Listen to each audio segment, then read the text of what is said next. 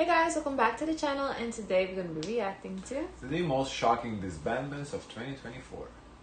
As we bid farewell to 2024, the K-pop industry finds itself in a bittersweet symphony of triumphs and, unfortunately, disbandments. This trend has impacted basically everyone, from newcomers to well-known acts in the... I feel like I've seen a lot in my first year. I think it's normal. K-pop, the market is saturated. We don't need that many groups. I don't know why they make them, but probably they make them because they go away. So it's not... Because do we have something similar like that here? We see that maybe after maybe someone want to break up in a group. The groups are not popular here. It's solo. But when they are but when we do have we do have groups, eventually they all break up. Yeah, they always plan they always break up. For every category. They're like, wait, okay, who's gonna be the breakout star? Yeah. There's who's always the Beyonce? like look at Måneskin. Even Måneskin seems like Damiano doing solo work. Victoria. She had her little solo song. I don't know, about the other two people in the group, but I feel like with K-pop, we're getting a lot of. Because the market is oversaturated. Why do you need so many groups? They all sound the same. You don't need that many. Industry, making people wonder whether this was the worst year in K-pop. First on our list is TFN from MLD Entertainment, often referred to as Mamaland's little brother group. Originally known as T1419, the group changed its name to TFN in October 2022, aiming to promote in Japan and overseas. Despite their efforts and growing fan base, TFN's journey came to an early end. MLD confirmed that TFN's exclusive contracts and group activities had concluded on February 29, 2024, asking the fans to support the members in their future endeavors. It later came out that the company was suffering financially, leading to unpaid wages and employees resigning en masse, which could explain why the members didn't renew their contracts. It was still a big loss for K-pop as the boys were immensely talented, so we hope to see them again on stage. Yeah, also, the question is how profitable are these groups, you know? I don't know how profitable, because we do see quite often that K-pop labels are struggling financially. So even the game shows where they promise at the end, at the show, the training show, the trainee show, whatever. I do remember the Time Turner or whatever it was. Yeah, I don't know. I think they're struggling because for them to really make it, they have to make it into the Western market. That's where the money is at. If they, if they become popular in Indonesia, Thailand, Vietnam, those countries, the views, the plays from those countries, they just don't pay nothing. So the real money is, in Australia, is in, of course, the States, Canada, UK, all over the Europe. That's where the money is at. So you got to make it there. And how many groups make it there? All hype groups, YG group here and there, SM group here and there, G Idol, Cube, that's about it. Yeah. So 50-50 is trying, but all these little groups. Next is Nature, an 8-member girl group under NCH Entertainment. The group debuted on August 3, 2018 with the single album Girls and Flowers and the debut song Allegro Cantabile. Unfortunately, their journey came to an end on April 27, 2024 when the company announced their disbandment. The official statement cited that the members would go their separate ways in the future, saying that the decision to disband the group came after everyone had long and serious discussions. They also stated that member Sohee would remain with the company and continue her individual promotions. While the disbandment could be explained by the fact that the group wasn't as successful, there were also theories that it was due to the allegations that one of its Japanese members, Haru, had been working as a hostess in Japan. By the time these speculations surfaced, the members had already dropped hints about disbandment. Pay them fairly so they don't have to go get a side job. I wonder why. How come that would be the reason why the group is not successful? Because one of them worked as a waitress. No. It's an adult place. Oh. Yeah, so it's kind of in those countries it's controversial. So I get that part, but she did that because she had to. Her dream wasn't to go, work as in a strip club or whatever. Pay them. Likely making the rumors about But then again, we see, as we just talked about 2 minutes ago, they're struggling, so they can't pay them. So I don't fucking know.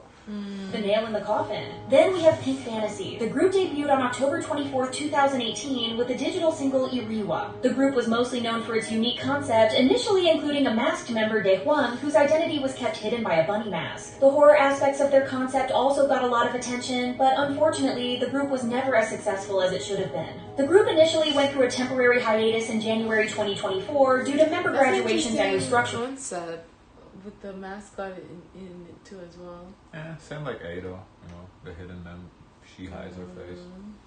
Marshmallow, However, on July 5th, 2024, My Doll Entertainment announced their disbandment. The primary reason for the group's dissolution is allegedly due to the differences in future direction of the members, but fans unfortunately knew it was a long time coming as, at this point, multiple members had left the company. The remaining members had also joined a co-ed group, so everyone had known for a while that Pink Fantasy was done for. An especially devastating disbandment was that of Signature. A 7-member girl group under C9 Entertainment sub-label J9 Entertainment, Signature debuted on February 4th, 2020 with the digital single Nu Nu Na Na. Just 4 years after its debut, on December 3rd, 2024, the company announced that the group's contracts had expired and the members had also decided not to renew. C9 Entertainment expressed gratitude to the members for their dedication despite numerous challenges and extended apologies to fans for the sudden news. The company has also asked the group's fans to keep supporting the members as they individually explore new paths. But while fans and listeners were devastated, they weren't really surprised. Despite their recent rise in popularity, the group often struggled to sell over 10,000 albums, so this newfound success wasn't enough to keep them going. Next is FNC Entertainment's Cherry Bullet. Cherry Bullet has been gaining a lot of traction since their debut in 2019 with Q&A. Yeah,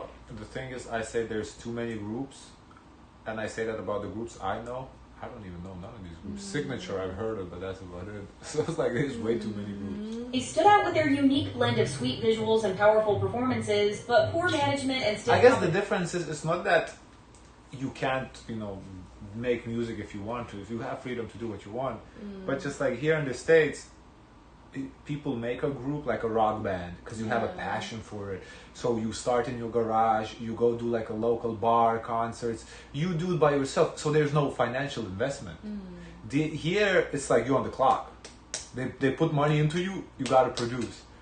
So it's different. They don't do it for the passion of music. They do it because it's a business. I get it, cool. But you're on the clock, and that's why disbandments happen. Here, we just saw, remember the all-girl Canadian girl group, rock group? That when it was like The Warning, Band-Aid, and there was another one from Canada. The teenagers, they're a little band, they're just starting out, but if they work out, if they don't work out, is whatever. But the concept is so different, because they can work a job and also do rock on the side, like as a passion. Here, it's like, all time goes in. You devote the time, and if it fails, it fails. Competition in the crowded K-pop industry made it tough for them to break into the mainstream. So after long deliberation and discussion, are they still on the hook individually? No.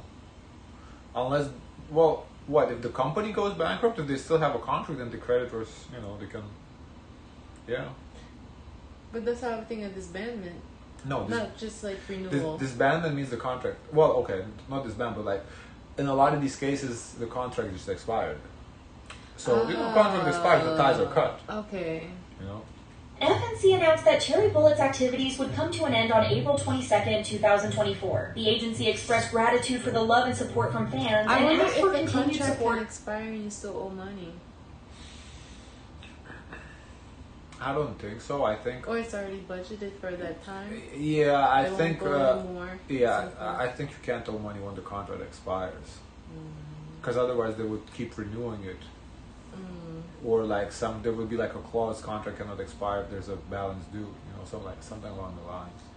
As the members embarked on new paths. However, if you were to ask fans, FNC was entirely to blame for the fact that the group came to an end. They had good music and solid sales despite the limited promotions and the loss of 3 members, yet the company seemingly never cared about them that much compared to their boy groups. The members have already started their solo journeys, so make sure to support them. Then we have Fantagio's 8-member girl group, Weki Meki. Formed in 2017, the group quickly gained recognition for their powerful performances and catchy songs. Weki Meki's journey, which began with their debut single, I Don't Like Your Girlfriend was a bit of a roller coaster, as the group enjoyed both hardship and success. However, after 7 years of activity, their company, Fantagio, announced that the group would be disbanding. Weki Meki's official group activities concluded on August 8th, 2024. Once again, the disbandment didn't come as a surprise, especially considering Fantagio's constant mismanagement of them. Weki Meki had everything going for them: a solid discography, incredibly talented members, and the boost of IOI's fame to build on. But Fantagio's lackluster management let it all fade. The group struggled in the highly competitive K-pop scene because they weren't marketed effectively, and their comebacks often underperformed as a result. On top of that, promotion was either minimal or non-existent, and the company failed to connect with its large international fan base by making content more accessible. While the disbandment news was upsetting, many fans were also glad that the members weren't now restricted by Fantagio's mishandling of the group. Another good part of this was Weki Meki's final single, Coincy Destiny, which dropped in June 2024, serving as a poignant farewell to their fans. Weki Meki's situation also mirrors what happened with Pledis Entertainment and Fromis 9. The 9-member girl group was formed from the survival show Idol School in 2017. The news of Fromis 9's disbandment sent shockwaves through the K-pop community on November 29th, 2024, considering the group had just celebrated their 5th anniversary earlier in the year. Pledis Entertainment revealed that the group's exclusive contracts would expire on December 31st, 2024, after extensive discussions with the members about their future directions. However, at this point, Fromis 9 basically became the face of mistreatment for a lot of casual listeners. The worryingly infrequent comebacks and the lack of overall content and promotions had caused a lot of anger and dissatisfaction. I wonder, infrequent comebacks, how does that compare to YG's infrequent comebacks? Because YG is kind of notorious for very little songs. So is it same as YG? Then can we, if it is same as YG, kind of on the par with YG, can we really say it's infrequent? Maybe playlists just were kind of trying out YG's model, you can't really. That's what I'm saying. I wonder, because YG, the big complaint is we just watch Rosé. It's they barely drop music compared to other groups, other labels. So this same with them, they would drop once or twice a year. Then I don't know if it's necessary, But if they drop once every 2 years, then okay, maybe you can say that's that's too long. And even among the members themselves, they released a song after Cardi publicly. B, she hasn't dropped in almost 5 years. Well, she keeps dropping singles though. Not full on album, but at least she keeps feeding us. She gave Enough Miami this year. Then she gave another song. I think she had 2 songs plus the remix with the Lil Gorilla. The agency to let them have a comeback, and its success made fans think that things would change for the better, only for the group to disband in the end. A commenter on the coup was understandably surprised as they wrote, "They hit their career high this year, and they were beginning to get some reactions, didn't they? Suddenly this." Since the statement didn't exclusively mention disbandment, many are hoping that this means the members are going to reunite in the future and be promoted as a group if they can manage it. Knowing how much the members loved being together on stage, we're keeping our fingers crossed. Definitely, the most shocking thing this year was the issues between NewJeans and their agency Adore. What began as— But they're not disbanded, so I don't know why we're including. They're technically still under contract. So, whatever. Internal disputes has now escalated into a full-blown crisis, which is far from coming to an end. To refresh your memory, on November 28th, 2024, the 5 members of NewJeans publicly announced their intention to terminate their contracts with Adore. This decision comes in the wake of a failed ultimatum and 7 months of behind-the-scenes turmoil involving the group's former producer and CEO, Min Hee-jin, whom the group had supported. The members claim that Adore has failed in its most basic obligation to protect them, citing alleged contract violations and a breakdown of trust. In a bold move, NewJeans gave Adore a 14-day ultimatum to address their concerns, which they say went unheeded. NewJeans stated that they were committed to fulfilling all previously scheduled activities and— They did. This is where they said they didn't feel like... They said it wasn't addressed, something like that. Oh, wait, who didn't respond? Adore? No, Adore did respond. I saw the response. I don't remember. advertising deals, but made it clear that their future as a group would not include Adore. I guess maybe she will explain. Or Hive. In response to their actions, Adore filed a lawsuit on December 5th with the Seoul Central District Court to confirm the validity of the group's contract. The agency stated that they felt it necessary to clarify that an exclusive contract cannot be unilaterally terminated based solely on one party's claims. But despite the ongoing legal proceedings, NewJeans has maintained its stance that it is no longer connected with Adore. On December 14th, 2024, the group launched a new Instagram account named Jeans for Free following their announcement of contract termination with their former agency, Adore, fueling rumors that they were going to retake. Created it. You know what? I just created what? The Instagram page. Like who? I don't know. You know what just hit me? What this situation reminds me of is like, you know, some people they go like they break up with their like husband or spouse, like, but they break up. They don't legally divorce. They break up. They go around dating, and the time comes they want to marry the other person, and guess what? They can't because they have to divorce the previous one first. Yeah. This just reminded me of that. Yeah, they do go about, yeah. Time comes to go do perform or sign a new label. Guess what? You can't because you signed to another label. So they're saying, oh, you know, we're not part of how. You can say that all you want, but the time is gonna come to court to go sign the papers. Guess what? You ain't going to be able to do that. You need to get money. Yeah, you won't be able to do that because you're still legally married to Hype. So, you know, it just reminded me of this situation because, yeah, people, you know, they can feel like, oh, you know, I haven't lived with that person. I haven't, you know, for a decade. True. I haven't seen the person in a decade. But guess what? On the paper, you go to courthouse, they check the records. Oh, you married. You can't be married twice. That's illegal. Which is what it is. You under another agency with another name. As the situation continues to evolve, fans and industry insiders alike are left wondering, what does the future hold for one of K-pop's most promising young acts? If NewJeans and Adore can't come to an agreement, we could be looking at the premature disbandment of one of K-pop's most promising young groups. Such a scenario wouldn't just mark the end of a rising act, but could also spark significant changes in how the K-pop industry handles contracts, artist management, and the balance between success and creative freedom, but that's still yet to be seen. Lastly, in a twist that left their fans reeling, Loossemble, composed of former Luna members under CTTENM, called it quits on November 29th, 2024. The Loossemble members had signed with the agency in the summer of 2023 following their departure from Blockberry Creative. Fans were optimistic, believing the members could finally thrive and enjoy a long, successful career without being subjected to poor treatment from their former company. So far, that seemed to be the case. Their journey included a unique US debut, 3 mini-album releases, and a 9-city US tour. However, despite these achievements, CTTENM announced the end of their exclusive contracts with Loossemble members just over a year after their re-debut. This led to fans having a few theories about why the group came to an end so quickly. Some said that the company was having money issues and just didn't have the resources to support the group's activities anymore. Some speculated the contract was intentionally short-term, allowing both sides to test the waters and decide later if continuing would be worthwhile. Whatever the case, I think that makes sense, the most sense short-term because, you know, want to see what's going to happen. That's the only reason to have a short-term contract, you know. So, but yeah, that's it. Guys, of course, let us know your thoughts. If you like, comment, and subscribe. Join the Discord, and as always, share as much kindness as possible.